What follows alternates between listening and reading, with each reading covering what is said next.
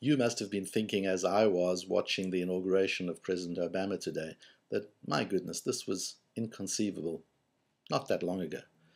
And I thought a little further of how many things have happened over the last months that were inconceivable not so many months before.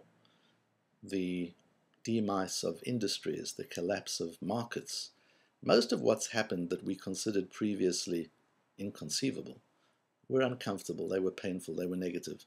Today, the American nation and the world sat back and watched with joy and pride a human achievement that was inconceivable not so very long ago.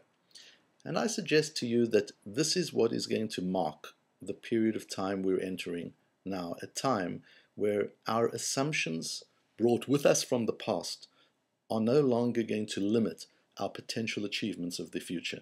The limitations we thought we had, the things we assumed held us back, are no longer going to do so. Just as the things we used to be secure in are no longer going to be sources of security, so the limitations that we used to hide behind are no longer going to shield us from the obligation, the responsibility to do exceptional things and to achieve the extraordinary. This is a time where people can do things they didn't believe they were capable of. This is where the previously inconceivable can be achieved, and it doesn't have to all be in the negative and the painful. This can happen in the positive too. This is a period and an era that we're going into where no longer will the exponential growth that we're going to experience in many areas of life be driven only by technology. The last 10 or 20 years, our progress in humanity, our progress economically, our progress in every area was driven primarily by our ingenuity and innovation in the area of technology.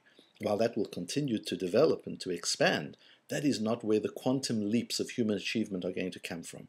The quantum leaps of human achievement are going to come from people accessing within themselves and within one another vast resources of human energy and innovation, the willingness to make sacrifices for things that we believe are worthwhile and ideals that we believe and are high and are worthy, the ability of individuals to find greatness within themselves that was previously inconceivable, the ability of people to find in themselves and in one another levels of greatness that they didn't know they had, the ability to unlock that greatness, to harness it, and to focus it on the things that we believe are worthwhile in our lives and in our work.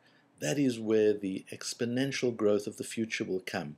That is where our leadership needs to focus its attention. That's where our biggest opportunities will be found.